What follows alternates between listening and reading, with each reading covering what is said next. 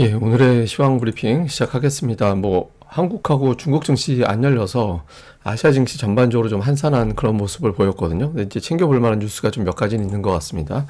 일본에서는 이제 소프트뱅크가 강세를 보였고, 자동차주는 좀 빠지는 그런 모습을 보인 게 특징이었고요. 그리고 이제 지정학적 리스크 뉴스가 오락가락했습니다. 이제 중동 지역하고 또 러시아 우크라이나 전쟁 관련된 뉴스들이 나와서 혹시나 하고 또 기대감을 자극한 게 있었는데 요 내용 좀 정리를 해드리고요. 그리고 이제 원달러 환율이 1333원 정도까지 올라갔거든요. 그래서 아마 오늘 우리 증시가 열렸다면 초반에 조금 보합권에도 출발하다가 이제 약세로 하락해서 소폭 하락해서 끝났을 가능성이 좀 더 높아 보인다. 이렇게 이제 보면 되겠습니다.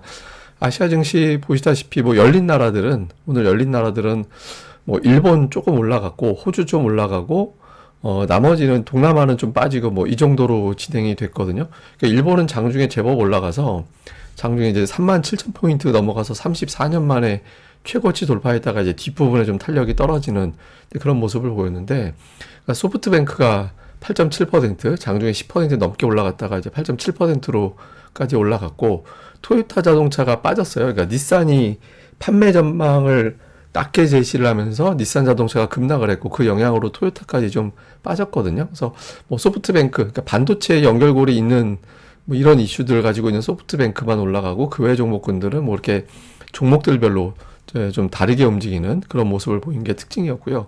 또 하나는 이제 홍콩 증시가 오늘 또 빠졌는데, 그러니까 중국은 진짜 뭔가 뉴스가 나오는 날만 올라가고 뉴스 없으면 그냥 빠지는, 그러니까 본토에서 뉴스가 없다 그러면 그거 자체가 악재가 되는 그런 형태가 나오고 있거든요. 그래서 일부에서는 그런 주장도 있습니다. 그러니까 2014년 후반부터 2015년까지 중국 증시가 막 급등을 할 때, 저때 막 이런저런 막 부양책 이런 거 막 퍼부으면서 올라갔다, 이제 그런 어떤 의견들이 좀 있었는데, 지금이 이제 그런 조치를 지금 중국에서 취하고 있는 것 같다, 그러니까 이런 분석들이 나오고 있거든요. 근데 이제 당시보다 지금 중국 경제가 심각해가지고 비교가 안 될 정도로 심각해서 그때 같은 약발 먹히기는 어렵다, 이런 주장도 있습니다. 이때 지수가 150%가 올라갔었거든요. 그래서 지금 중국이 4분기 연속, 4분기 연속 하락 중인데, 그 4분기 연속 하락한 사례도 별로 없거든요. 5분기 연속 하락은 한 번 있었고, 그래서 웬만하면 이제 중국도 이제 반등할 때가 된 거, 그러니까 추세적으로 좀 바뀔 때가 된 것 같긴 합니다만은, 제가 이제 계속 말씀드리지만 중국을 자꾸 얘기하는 거는 위안화 환율이 원달러 환율에도 영향을 주기 때문에 상당히 좀 중요한 대목이거든요. 그래서 중국이 이제 연휴 끝난 다음에 아주 오래 이제 걸리겠습니다만은, 이제 향후에 좀 증시가 반등이 좀 나올지, 요건 굉장히 중요한 이슈라서 계속 체크를 좀 해봐야 될 것 같습니다. 그리고 이제 뉴스로는 그 이스라엘 하마스 휴전 이슈가 있었습니다만, 이제 이스라엘이 거절했다라고 하죠. 그러니까 우리는 완전한 승리, 휴전 이런 거 무승부 없어, 무조건 끝까지 가야 돼, 승부차기 가고 끝을 봐야 돼, 이런 식으로 이제 가고 있는데, 정말 아마 정치적인 측면도 있을 거예요. 우리는 정말 싫은데 저 이렇게까지 세계에서 원해서 어쩔 수 없이 휴전하는 거야, 이런 명분 쌓기 가능성도 있어 보이긴 합니다만은, 어쨌든 중동 쪽은 아직까지 해결되진 않았고, 장중에 이제 요 뉴스 나와서, 푸틴 뉴스 나와서 조금 설레이기도 했었는데, 조만간 우크라이나와 합의에 도달해서 관계회복 가능하고 종전이 될 수도 있다, 이런 타이틀로 나왔잖아요. 근데 좀 잘 보면 이게 무슨 공식적으로 선언한 게 아니라 한 언론인과의 인터뷰, 그 내용이 보도가 되면서 그렇게 나온 거거든요. 미국 측에다가 무기 공급하지 말아라, 무기 공급 안 하면 이제 협상하고 그럼 종전되고 이렇게 될 수 있다, 이렇게 이야기를 했다라고 하거든요. 근데 어쨌든 이제 러시아도 좀 힘들 거고, 이게 좀 여러 가지 측면에서 전쟁이 지속되기에는 조금 버겁잖아요. 미국이 뒤에서는 이제 미국이 좋을 거다, 이런 어떤 좀 시각들도 있긴 하죠. 근데 어쨌든 이제 러시아의 힘을 쭉 빼고 지금 이제 중국의 힘도 쭉 빼고 있잖아요. 그래서 미국이 의도적으로 좀 길게 끌고 가는 것 같다라는 주장도 일부에서는 있는데, 어쨌든 이 합의라는 거, 이게 또 인플레이션을 어느 정도 좀 떨어뜨릴 수 있는 이슈가 될 수 있어서, 요 뉴스도 지금은 이렇게 의미 있는 변화가 실제로 나온 건 아니긴 합니다만, 어쨌든 주목을 좀 받는 것 같습니다. 그리고 이제 세 번째는 그 미국의 벤처 캐피탈 업체들이 중국의 반도체에 투자를 하고 있대요.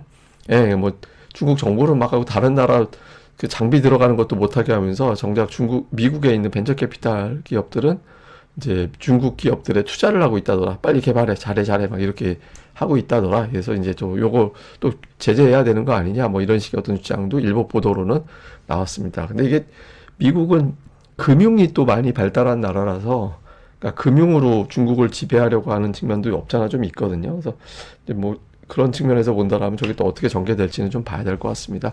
어쨌든 지금 제가 챙겨본 몇 가지 뉴스 중에 하나였고요. 그 다음에 이제 미국 시장에서 오늘 조금 주목을 받는 게 5천을 가다가 장중에는 5천을 돌파했는데 종가로는 5천 살짝 아래로 끝났잖아요.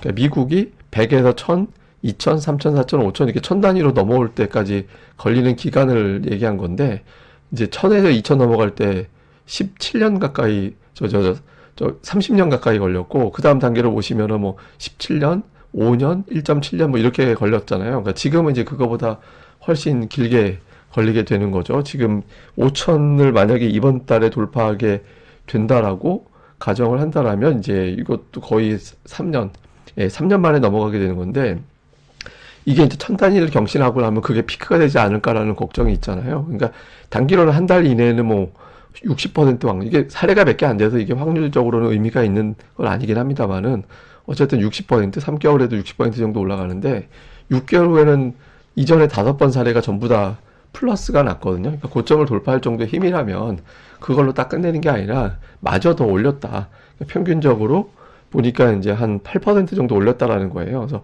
8%면은 한 400포인트 정도 더 올라가는 거죠. 그러니까 지금 만약에 여기서 돌파가 되면 이론적으로 보면 이제 올 한 8월 정도 됐을 때는 S&P 500 지수가 5,400포인트 정도까지는 올라가 있을 수도 있다. 그러니까 이런 어떤 주장들도 있습니다. 근데 일본은 지금 단기적인 조정을 보일 것이다라고 전망하는 데도 되게 많습니다. 뭐 제가 뭐 아침에도 보여드렸습니다만 14주 동안에 20% 이상 올라가면 한 4주 정도 이내에는 좀 조정이 나오는 그런 경향이 있다라고 그런 통계도 있어서 단기 조정 그러나 추세로는 추가 상승 뭐 이렇게 이제 보는 시각들도 있는 것 같습니다. 자, 시장 요약을 해보면 미국은 국채 발행 일정이 소화가 됐습니다. 이번 주에 정말 국채가 대규모로 발행이 됐거든요. 그래서 일단 금리는 그렇게 튀지는 않았는데 국채 발행이 진행되는 동안에 금리가 확 떨어지기는 현실적으로 어렵거든요. 그러니까 그 미국의 국채 구매하는 쪽 입장에서 보면은 뭐 비싼 이자 받는 게 더 유리하잖아요. 그래가지고 이제 금리를 갖다가 좀 떨어지는 것도 쉽지 않거든요. 근데 어쨌든 국채 발행 일정 끝나고 나서 대규모 국채 발행 일정이죠. 그러니까 계속 국채 발행은 진행이 될 거니까. 그래서 금리가 좀 내려가게 될지. 다음에 이제 반도체주가 최근에 좀 핫해졌는데 엔비디아 가고 ARM 가고 이게 그 외에 이제 반도체주들도 올라가는 종목들이 되게 많거든요. 그래서 이게 이제 돌아가면서 계속 올라갈 거냐.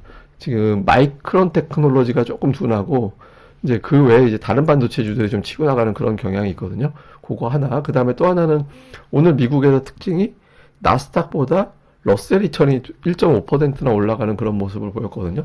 그러니까 빅테크 못 가면 미증시 하락한다 이런 어떤 우려가 있는데 그럼에도 불구하고 러셀 2000이 강했잖아요. 그래서 요게 이제 하나의 어떤 기조가 된다라면 이거는 우리 증시에는 좀 좋은 신호가 될 수 있거든요. 이거 좀 볼 필요는 있는 것 같습니다. 그 다음에 제가 이제 장기 투자라고 물음표를 그려놨는데 오늘 제가 뭐 고릴라 리서치에도 올리고 그다음에 텔레그램으로도 보내드렸던 건데 2013년 이후 그러니까 2012년 종가에 매수해서 마지막 거래일에 매수해서 지금까지 이제 보유했을 때 어느 정도 수익이 나는지 지수를 만약에 샀다면 코스피가 31% 수익이 나고요. 코스닥이 67%가 수익이 납니다. 그런데 나스닥을 그때 투자를 하면 423%, 다우는 거의 200%, S&P 500이 250% 수익이 났고 필라델피아 반도체 지수에 투자를 하면 10배가 올라가는 1066%가 올라가는 그런 성과를 냈거든요. 이걸 종목으로도 제가 좀 뽑아봤어요. 그랬더니 애플이 그때부터 1240%가 올랐고 금융주 JP모건에 투자하면 400%, 맥도날드에 투자했더니 230%인데 우리나라 주식들로 바꿔보니까 삼성전자 140%, 농심이 40%, 금융주 그러니까 JP모건 400% 올라가는 동안 KB금융이 78%, 현대차가 14% 올랐고요. 파라다이스는 심지어 마이너스고요.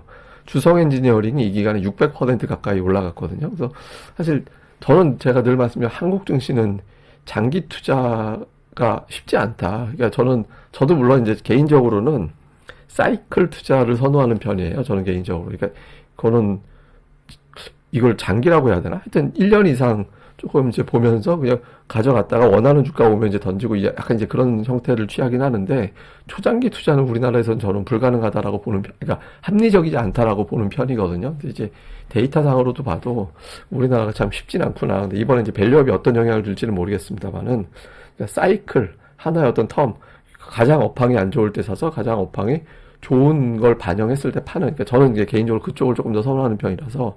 근데 또 수익 많이 내시는 분들은 또 모멘텀 투자에서 또 많이 내시는 분들도 있죠. 근데 어쨌든 뭐 이런 데이터상으로 봤을 때 참 장기 투자, 초장기 투자가 능사는 아니구나. 우리나라는 또 이게 또 한번 확인이 되는 측면도 있는 것 같습니다. 근데 이게 뭐 종목별 사례별로 다 다른 거라서 뭐 각자 자기 스타일에 맞는 방식이 또 있겠죠. 오늘 제가 올려드린 차트라 제가 또 이제 방송에서도 설명을 드렸습니다.